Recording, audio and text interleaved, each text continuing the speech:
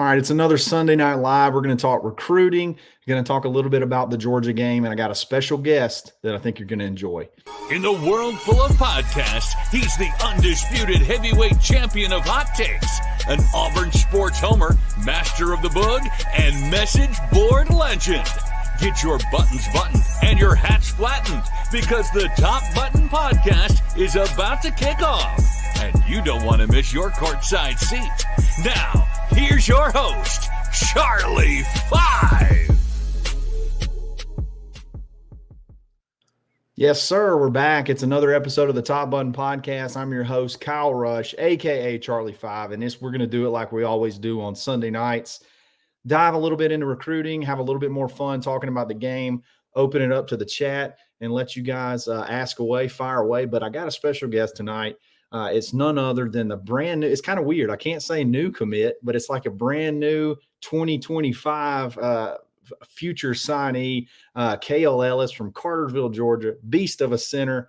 Or I'll let you tell me if it's going to be center. Thanks for joining us, bud. I really appreciate you jumping on kind of last minute. How you feeling? How you feeling after the big announcement today? Great. Definitely a big relief for sure. Just wanted to get it off for a while, so I'm glad I got to announce it. Glad you got to go ahead and get that out there. I love it. Before we jump into the questions, Kail, glad you're here. But before we jump into the questions, I got to give a shout out to our boy Ford Stokes with Active Wealth Management. If you've already got your retirement, your savings, all that in order, you don't know that you're making all the right decisions. You don't know if it's performing at the optimal level. You got to give Ford a shout at retirementresults.com/plan. He'll give you that free portfolio analysis. That's a $1,500 value most places. He'll do it for you at no cost. Tell him we're Eagle. Tell him I sent you. Ford Stokes with Active Wealth Management. So, Kail, whenever I was coming up, reclassing was not even really a thing. Like, that's just not a big thing. And now it seems like it's becoming more and more popular. So my question is to you, at what point in time do you know that reclassing is going to be a thing? Like, how soon do you have to be planning to be able to pull this off? I mean, you're basically not only are you skipping a grade, but you're enrolling early. I think you're coming in December or January, correct? So I'm gonna, since with my school it's kind of difficult because I have to have a whole nother semester of classes. Okay. So won't be until May. Okay, gotcha. I'll be signing in December. Okay, you're signing in December, enrolling in May. But how soon do you know that this is something that you're either want to do or how? Like, is this something you just found out, or is this something you've been planning for a while? Like, how does that whole process work? I kind of made up my mind that I wanted to do it like first week of August, right after I came back from Big Cat, because I mean the Auburn staff since early June, I had a little workout there one of the days for camp. I think it was June 9th. And the coaches kind of brought it up to me then, and I didn't really think much about it. And then Big Cat, I came the day before, hung out with Coach Thornton and Coach Cox, the GA, and we were just talking, and they were being for real about it. Like, they were serious talking to me about it. And I came back home after and thought about it. And he explained a bunch of pros and cons to me, and I was like, I mean, it sounded too good to be true. And I mean, I kept praying and thinking about it. And I eventually just decided, and the Auburn staff, they really knew, it was before the Alabama A&M game. I'd probably say the whole staff knew like the week before that. Gotcha. And you just obviously went official with it this past weekend. So, where are you? I think everybody sort of believes you'll end up being, like the next in line center. Like, what's your sort of vision, or what do they talk to you about where you translate to at this level, and what you've been working towards, I guess? They definitely see me at center as a replacement of Connor Liu. I mean, that was one of the big things with me reclassing, was getting a year behind him. He's going to play in the NFL one day. He'll play there for a long time. And I just think getting there and getting under him is really, really big. And they can see me. They see me at some guard. Like, Coach Thornton's big on putting the 5 best out there. Sure. 17-year-old, you see skill guys reclassing nowadays, but it's really rare to see an offensive lineman or defensive lineman, because in the SEC the trenches are different. So that was a thing I had to think about, just if I'm ready for that. I would say, because I'm 16 still. Yeah. So Coach Thornton, I asked him that. I had a deep conversation with him that he said he thought I was ready strength wise and stuff like that. So, but again, if I'm one of the 5 best, I could play guard, or it could help Connolly's draft stock to play guard if NFL scouts want to see his versatility to play a different position more than center. So I could slide in at that spot. But either way, they plan on me redshirting and then be ready the spring of 26. I think that's really, really smart, because I looked at it like kind of like you have it the same way. You're looking at Connor Lew, and he's on the trajectory of going, into being a potentially a really high draft pick after his junior year. They love those. If you can be a 2.5-year starter, basically, that's just putting so much good film on. And then if it was stated the way it was, you would have come in as a true freshman, your first year. And this gives you a whole year under your belt to be lifting weights, getting in shape. Not that you necessarily need it. I mean, you're already, you already kind of look like an SEC lineman already, but getting that college weight room, into that college program, a year under your belt, I think that's huge. And then, like you said, hey, there's nothing that says you can't play guard. There's nothing that says you can't, rotate in between those as well if you're ready, if you're coming in ready to go. So I think that was obviously a really smart move. It's just crazy, man. It's just I just didn't even think that this would become a huge thing. But now kids are like, you're 16. It's crazy. So when you report to Auburn, you will be how old? I'll be 17, freshly 17. I turned 17 in April. Sure. So you're at the end of April. So your whole freshman campaign, you'll be 17 years old. That's crazy. But you see it now. Kids are coming in more ready. You got, Ryan Williams is. You mentioned that skill guys are a little bit different, but these guys coming in that play at really good programs, play really good competition, kind of come in ready to go. Cartersville. Okay, Auburn's got a little bit of Cartersville flavor. That's Ronnie Brown territory. Y'all went to different high schools, though, right? That's our Cartersville's our rival school. Gotcha. So your high school's Cass, is that correct? So same classification, same town, like cross city rivals. So you're gonna have y'all already played that game, or is that played at the end of the year? Just played this past Friday. This past Friday, gotcha. So you're gonna miss that next year. So that's gonna be. I know that's gonna be. It's tough to miss those rivalry games, but all in all, I think it's a great decision.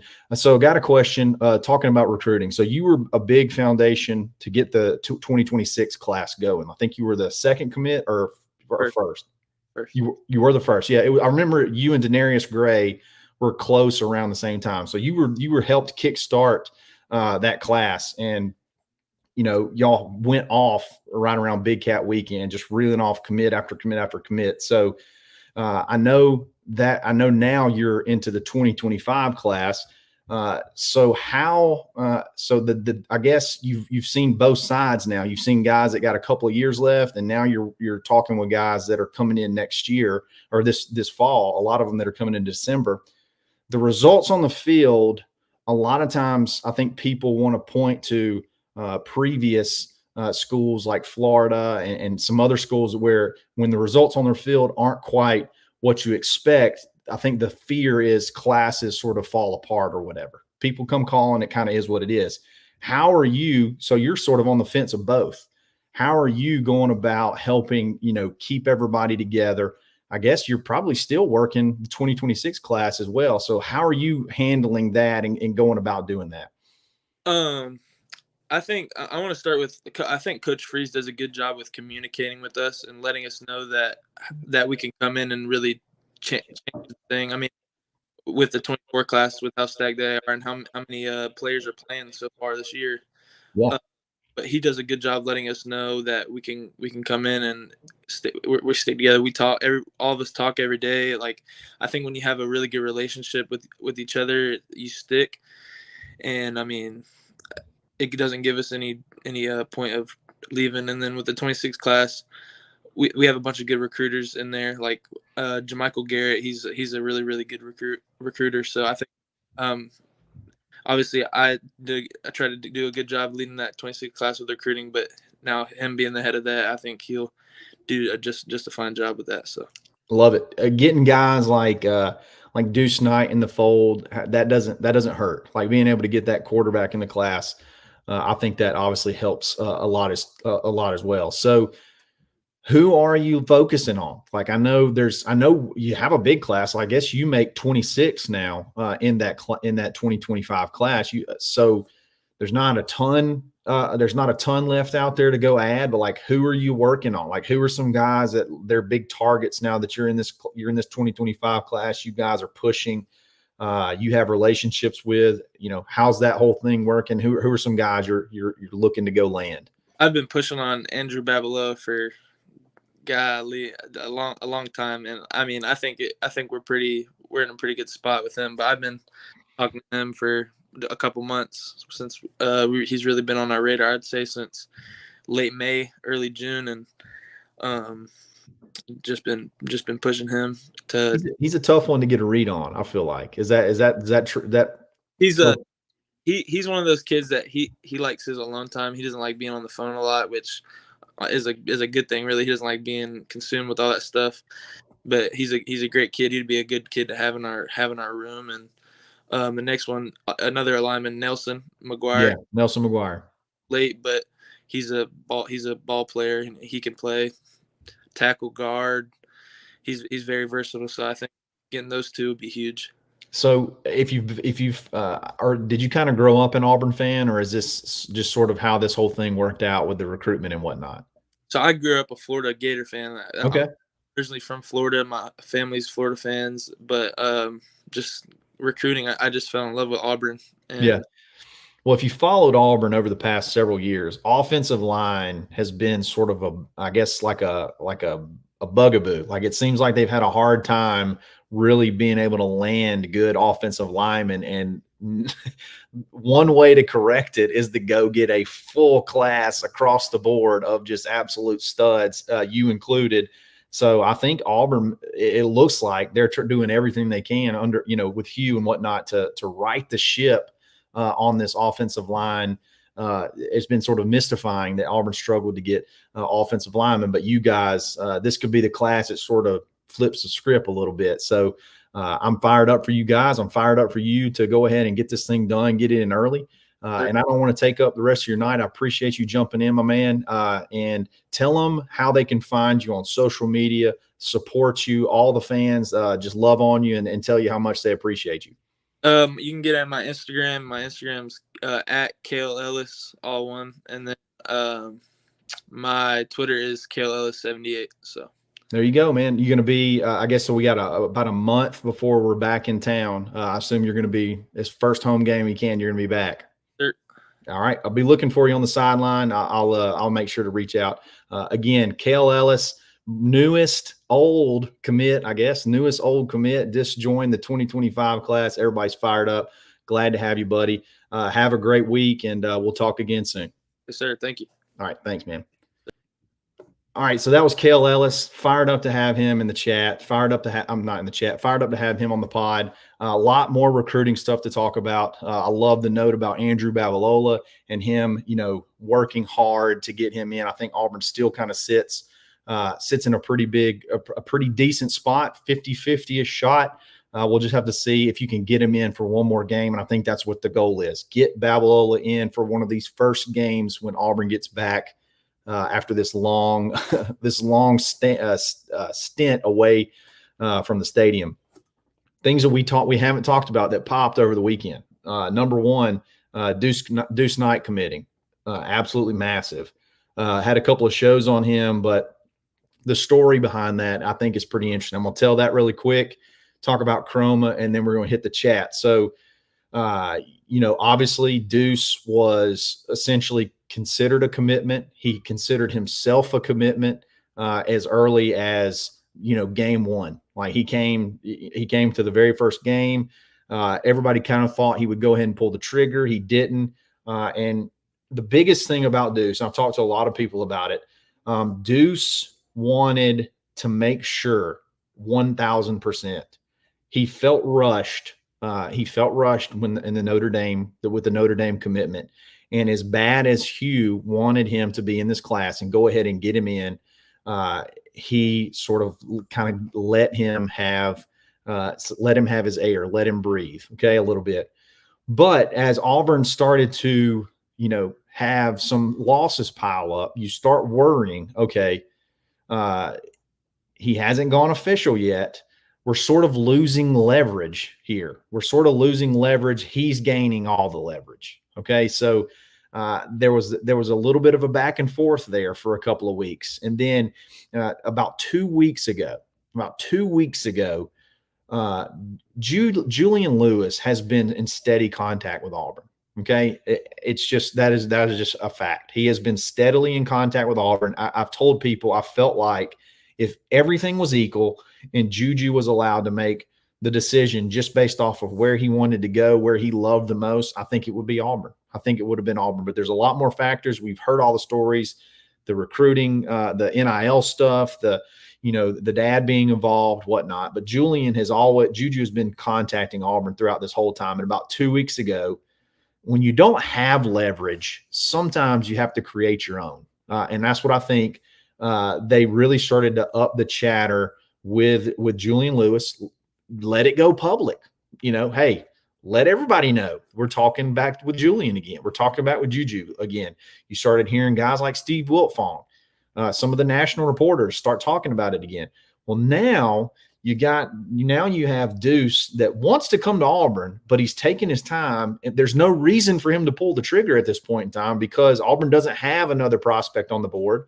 Auburn doesn't have any of this leverage. So now you start throwing Juju's name out there, and now Deuce has to make a decision because, again, if Auburn wanted to really put the press and meet the demands, they could have gotten Juju in this class like a few days ago.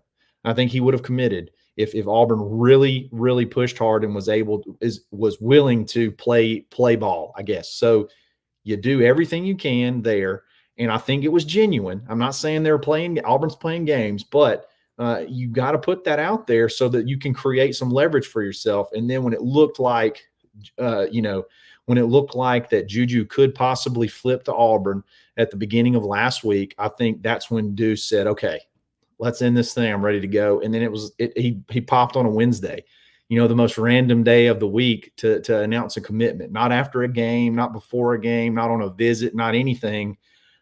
He went ahead and got in the class. And I thought that was great on everybody's part. I think it's great on Deuce to go ahead and get in the class and start recruiting, and he did so immediately. You heard my podcast with my interview with Alvin. He basically was on the phone all night with different guys, Naheem Alford being one of them. So they went ahead.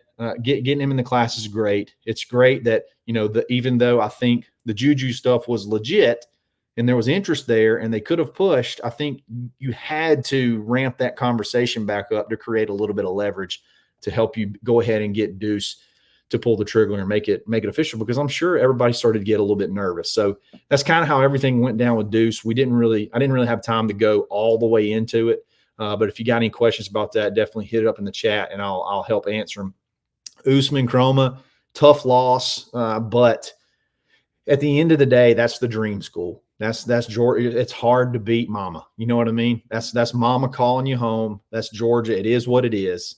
And if Georgia ever decided they were going to play ball NIL-wise, I think Auburn was blowing them out of the water NIL-wise. I think Auburn was killing it, and I think he was coming to Auburn up until about Tuesday of last week. I think it was official. He was going to flip. Auburn found out about it, made it really, really tough on him. Maybe even went even higher on what you could possibly earn at Auburn. But in the end, he chooses Georgia, the in-state school. And I get it. It just kind of stinks because I feel like the pathway to playing time was a little bit better at Auburn, but that is your in-state school. That's your dream school. So it is what it is. What's Auburn going to do at running back now? I think they're going to continue to recruit Usman Chroma and Shakai Mills-Knight, and that's it. If they can flip one of those guys, fantastic. If not, they're totally willing to go into the portal. I think they're totally 100% willing. There's going to be a ton of running backs in the portal that you can choose from, and I don't think it's going to be that big of an issue to add someone that's probably pretty talented, even if you don't get one of those two guys. If you get one of those two guys, you may still go to the portal, but if you get one of those two guys, you're fine with either one. So I think that's what's going to happen. Those two, you take one or the other. First one to flip, first one to get in, and then you're done at running back. We're not going down the board unless somebody just explodes out of the blue late. And I think if neither one of those guys flip, which there's not a lot of evidence to suggest that would happen, then they'll move on. They'll go to the portal. And I think a guy to watch, everybody needs to remember the name. And the only reason I'm saying this is I'm not saying that Auburn's, communicating or anything like that, but I do know Auburn is going to be a tough out to not flip Naheem Offord. I think it's going to be tough for Auburn at this point in time not to flip Naheem Offord. I feel like that is tracking in that direction. And he has a brother that is a running back right now at Tulane who's having a fantastic season. Mekhi Hughes. Could that be a package deal?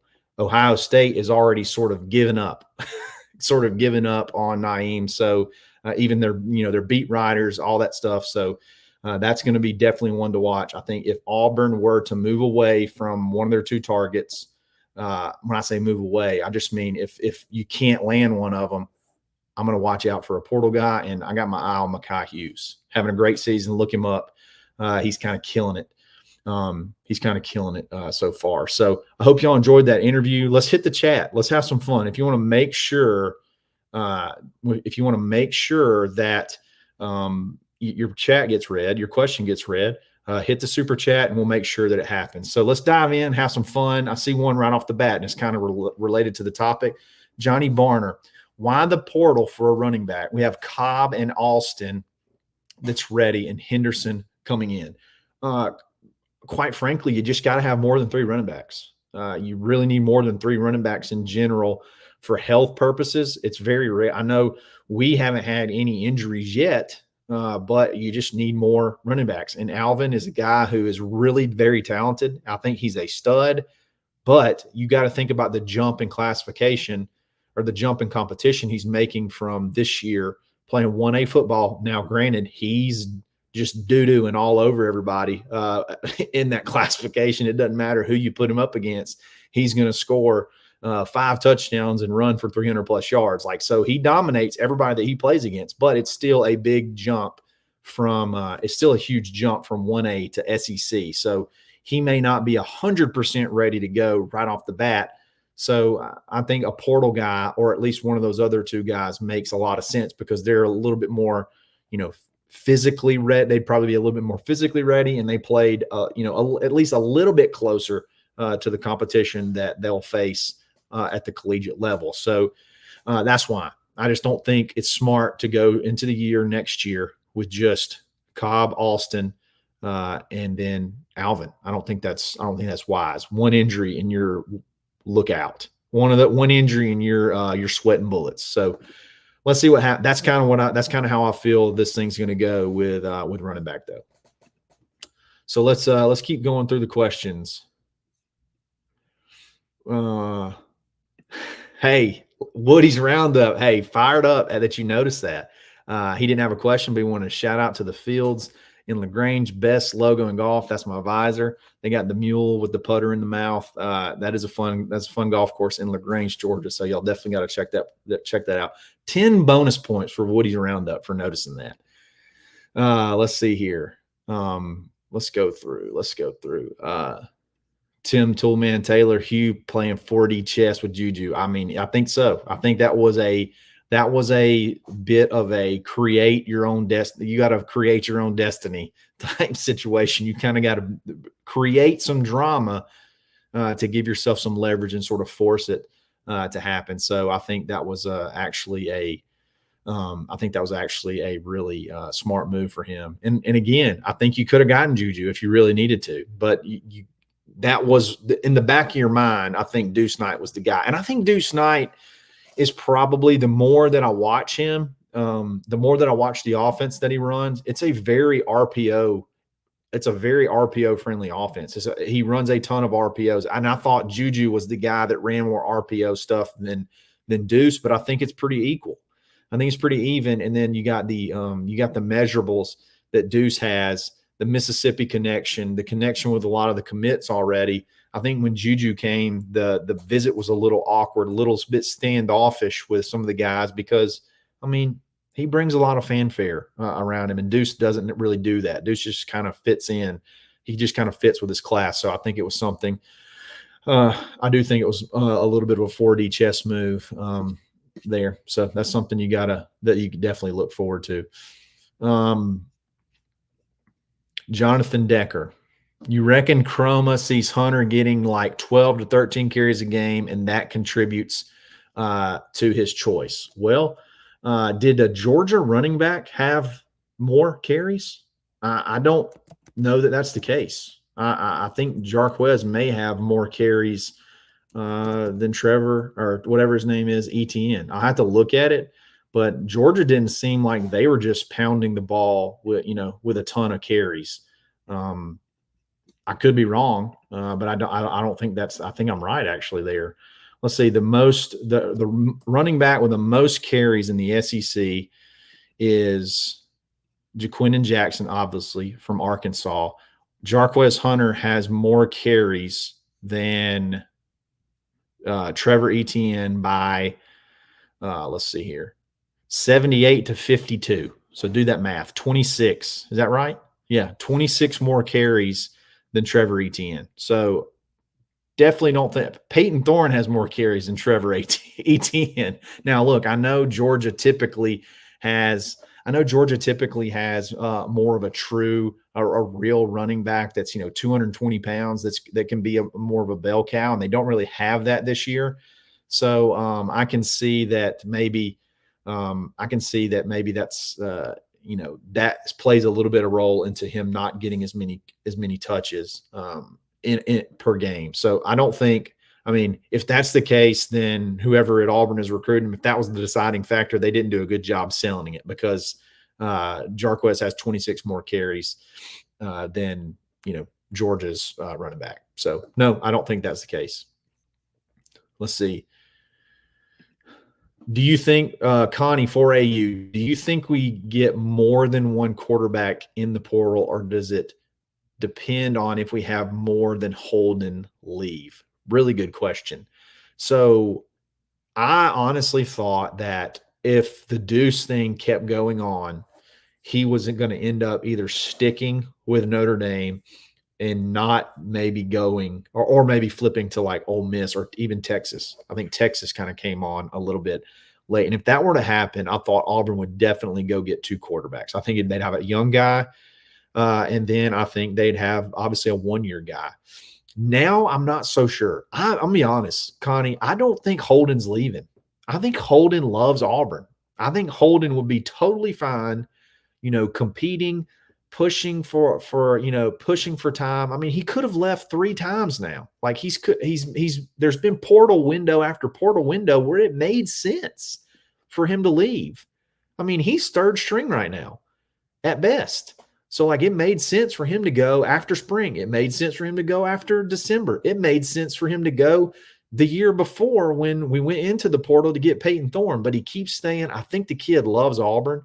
And I think he'd be fine just go ahead and staying and graduating, maybe being a coach. I don't really know what his major is, but I just don't know that he's going to leave. But if he does leave, that gives you you bring in your one-year portal guy. That gives you Hank, Walker, and Deuce. That's 4 quarterbacks. I don't think you need anybody in the portal. So I guess yes, to answer your question, it would take more than Holden leaving for them to have to go get another quarterback now that you got Deuce. Now, obviously, Deuce could flip. I don't think that's going to happen, but if that happens, then maybe that's a scenario where you get 2 guys. But otherwise, I think you're good with what you got. Let's see here.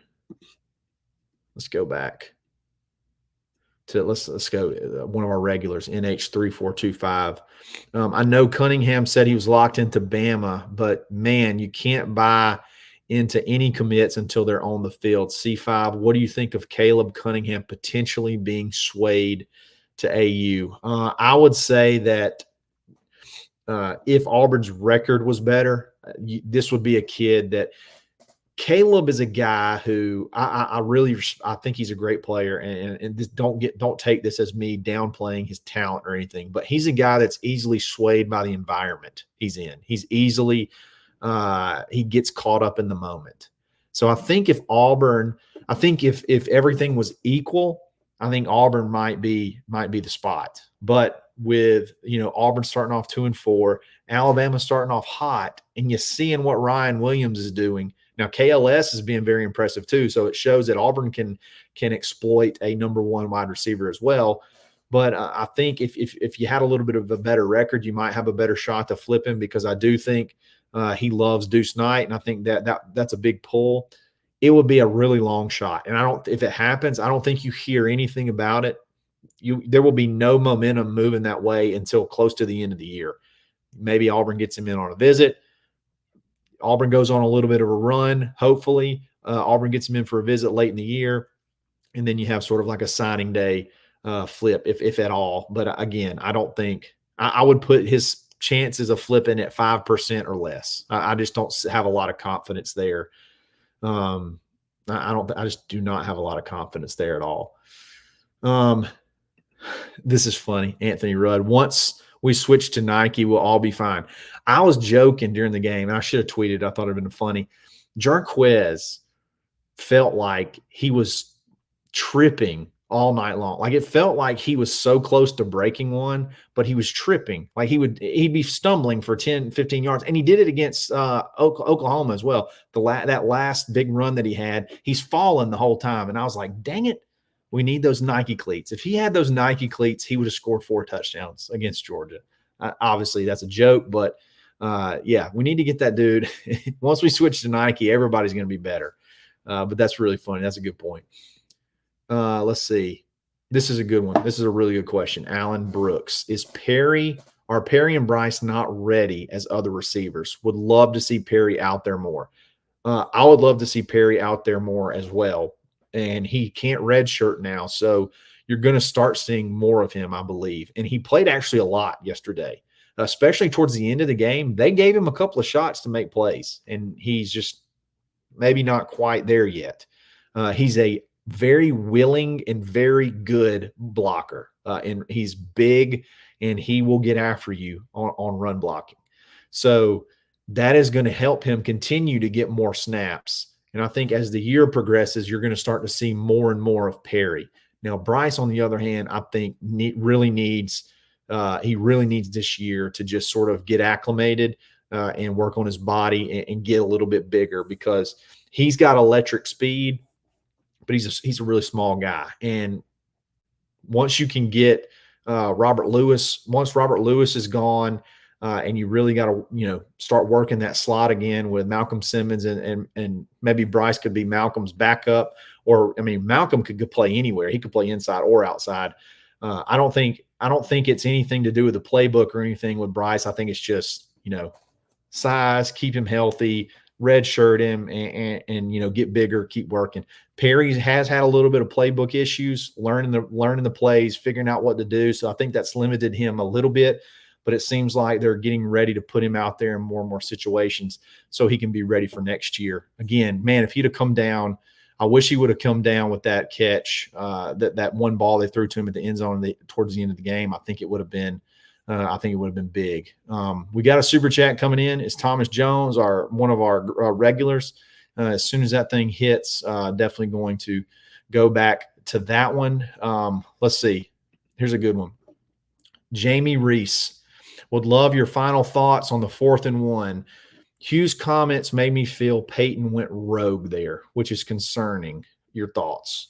So, okay, what was asked of Hugh at the end of the game? They asked him, number one, what was the call? And Hugh said it was a dive left. And then the second question was asked him was, did Peyton have a read there? To which he responded, no, he did not have a read there. Now, here's my thing. Okay. I think Peyton, number one, you can't do that. If you hand the ball off to Jarquez, you get a first down. You can see the overhead shots. Everybody blocked left.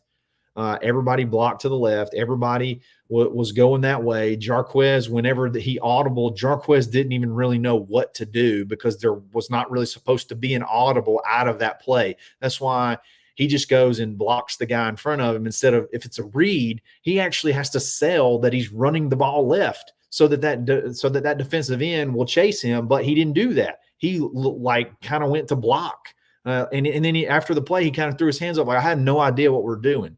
So here's the thing. Clearly in Peyton's mind, he felt like there was a check to an audible from there. Now, I don't know where that comes from. I don't know if that is a formation that's similar to another. And I will say this, schematically, it may look like Peyton made the right decision because there was a free edge guy there. And if that guy crashes down, Peyton pulls it and he can get an easy couple of yards. Even with the DBs crashing down too, I think he could have possibly gotten the first down. Okay, so schematically, Peyton may have made the right call there if you're just looking at it from just that standpoint. But the problem is, situationally, it made no sense.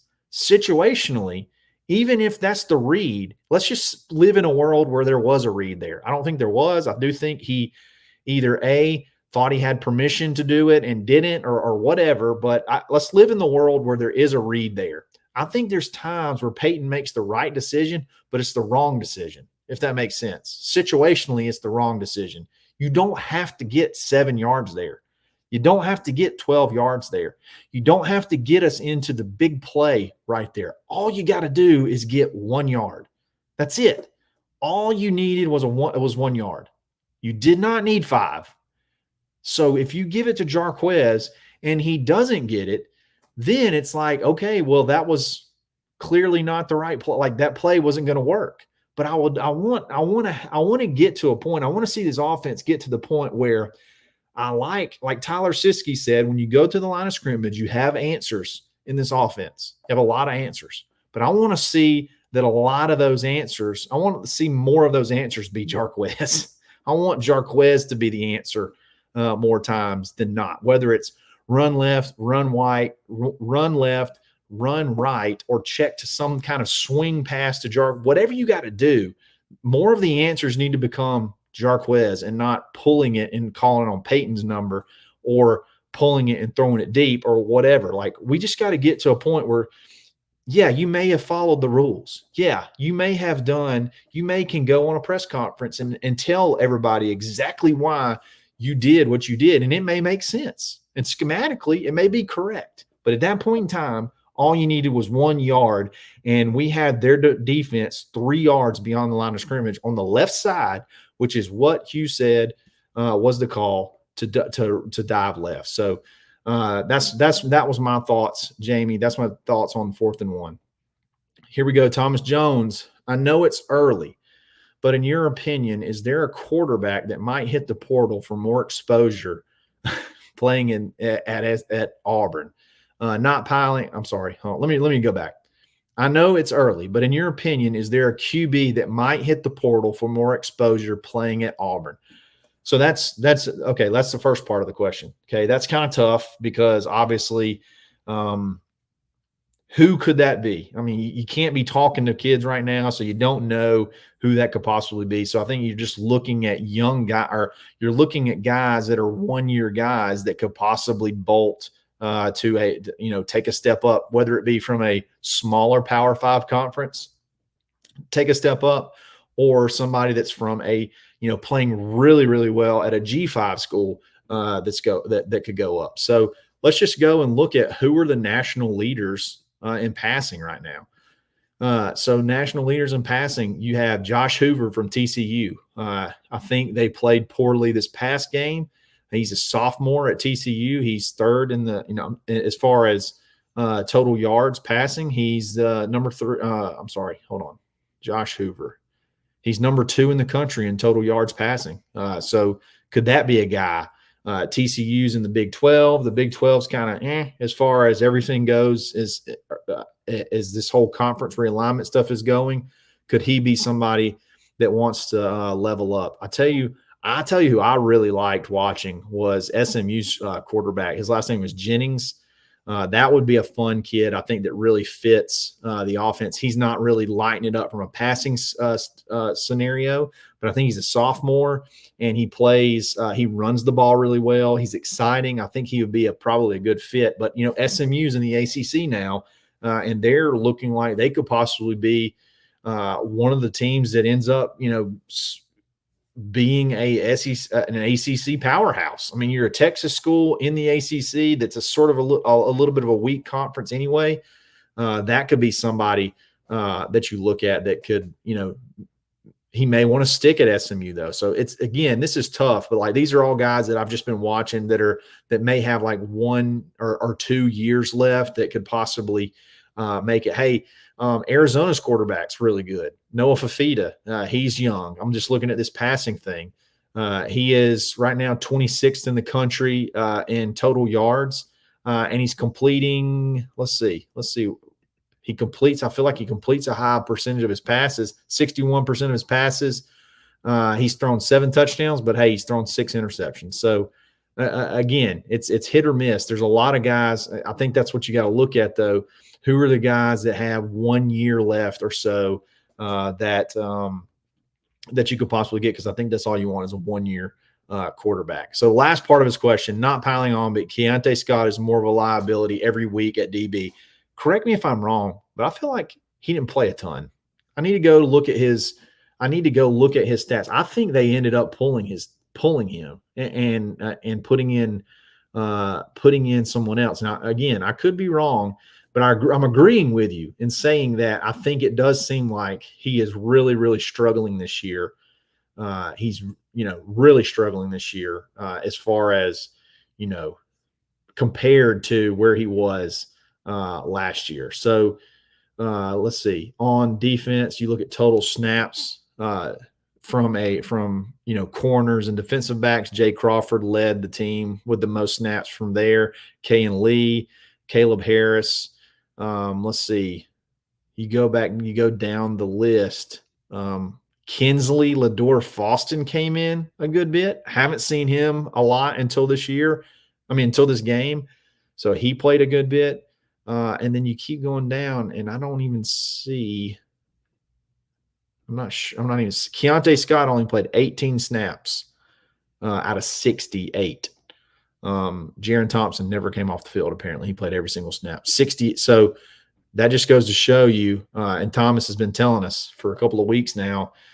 He is cutting into his playing time. It is definitely, these young guys are starting to step up and play. So it's definitely cutting into.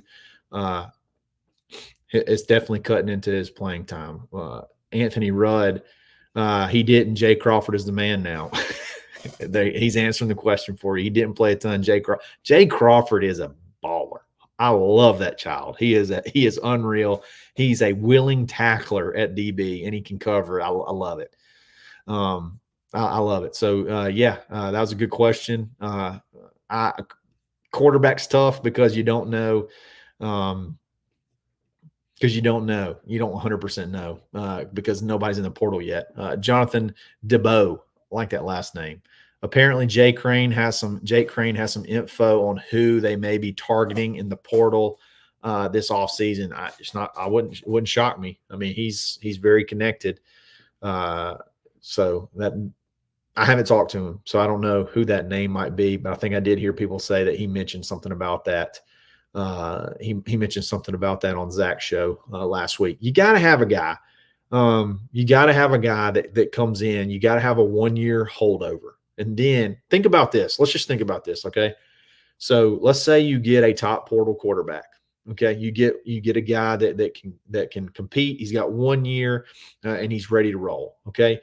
Then you add another 2026, you add a 2026 top rated recruit.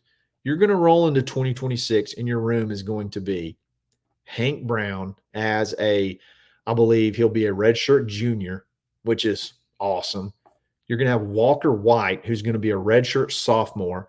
You're going to have Deuce Knight, who's going to be a redshirt freshman. And then you'll have a stud 2026 guy, and let the battle commence. Let the battle commence and let's see what happens. And now you actually have a real high level QB room, quarterback room. I think Hank's got the ability to be a high-level quarterback.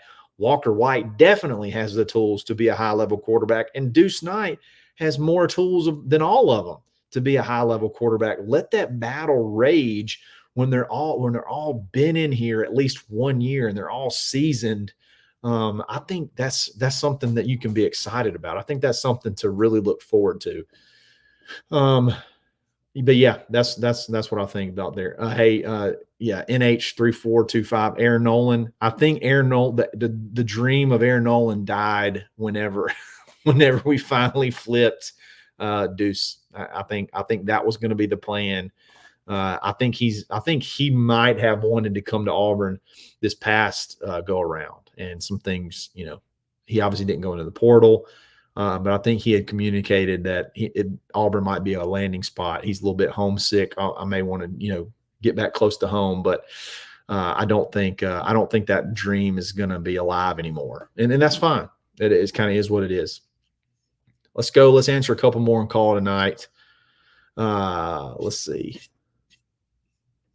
Yeah, let's talk about this. Jonathan DeBow again. Man, our linebackers for 2026, Riddick, Barber, and Melendez. That's going to be fun to watch. Have you seen Melendez's midseason highlight film? Y'all need to go follow him on Twitter. He just posted it.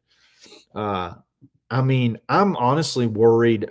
The only thing I'm worried about with him is will his body be able to handle the beating that he gives it every single game? Like, he is so ferocious. He's such a fun linebacker to watch. He's a beast. He's a beast. Go follow him on Twitter and watch his highlight film. Couple more, and yeah, Johnny Barner, Riddick and Melendez are going to ruin careers 100%. It's going to be hard to keep Melendez off the field. I mean, physically, it's going to be hard to keep that kid off the field. He is going to hurt people, and I'm very, very excited about it. I'm going to take one more, and we're going to call it a night. Crawford, Harris, Riddick, and Blockton need to play the rest of the year. Only breaks for rest. Hey, get an oxygen tank, get some IVs ready, and get them boys out there and get after it. I agree. Those dudes, and I'll throw you already said Crawford, Harris, Riddick, Blockton. I love those cats right there on defense, and they've all been playing. They're not just playing like freshmen. They're playing really good. So, hey, this revolution of Kinsley Lador-Faustin, that might be one interesting to watch as well. He made a couple of plays. I know he got beat at least once, but he made some, or at least there was a play where I felt like he could have made I think it was actually a tackle. He missed a tackle that was tough, but he looks pretty good in coverage, made a big play on one of their guys early. And I remember like, dang, I don't even know who that number is. And it was Kinsley. So that was good for him to see. So guys, I hope you enjoyed the interview with Kail. Secretly, I kind of hoped his name was pronounced Kyle, but it is what it is. We could have had that bond, but he's going to be a player for Auburn. He's going to be a beast moving forward, and really, really fired up to have him. Go ahead and have him reclassified and in the class. If you haven't subscribed to the Barn yet, please do. What are you doing with yourself? Get in there and mix it up, man. We have some really, really good conversations, really, really good info. It's a ton of fun. Only $1 for your first month. And then you can decide if you like it or not. If you like it, great. Keep rolling. It's $9.95 after that. If you hate it, you're only out $1. There's not many investments like that out there where you can potentially find a community that will exceed all your expectations, and you get to try it for $1. So really appreciate it if you guys gave that a shot. If you like this video, like it. If you like this channel, subscribe to it. We're going to be back every single day. It's another episode of the Top Button Podcast. You guys are awesome. Stay buttoned.